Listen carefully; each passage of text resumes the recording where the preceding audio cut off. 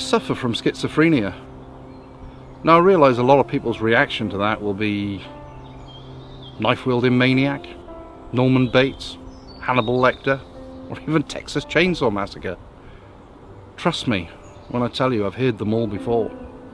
Now don't get me wrong, I don't blame you in the slightest for feeling that way, for this is how the media portrays us. But the reality is that that stereotype only applies to a small percentage of us.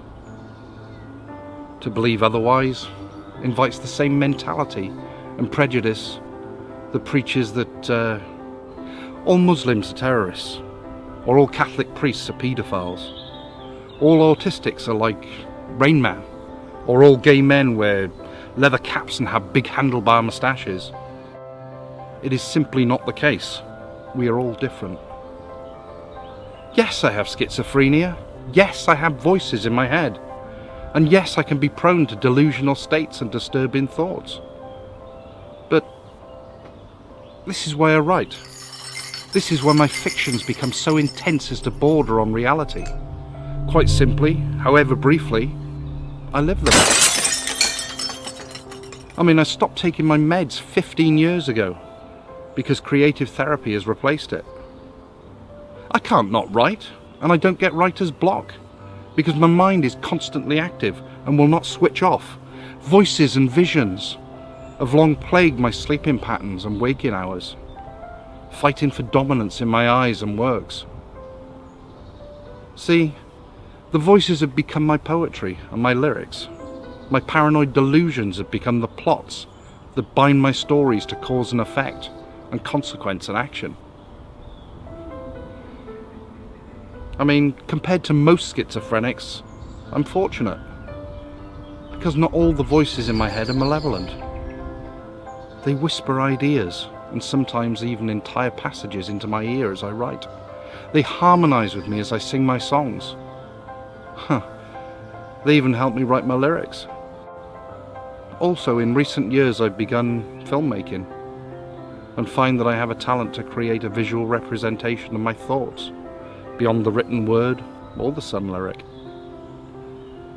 Yes, I have bad patches, but who doesn't?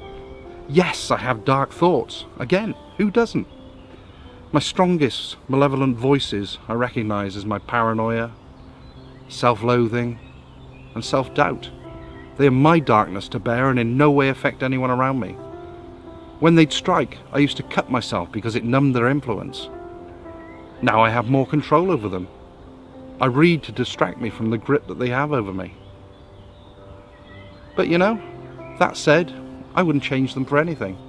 They are part of me, and I would not be whole without them, and not nearly as creative either. This is who I am. It can't be helped, changed, or ignored. And this is the point we're making. It really is okay to say. I have long held my own counsel, and I'm very guarded as to who I reveal this to. See, I find it very hard to trust in the intentions and motives of others. But every now and then, someone comes along that I recognise as a kindred soul, and that I can't help but trust, and I'm revealed before them as I am revealed before you now. You see, now that I have opened up to you, and stand before you unveiled, I am at your mercy. Will you still be my friend?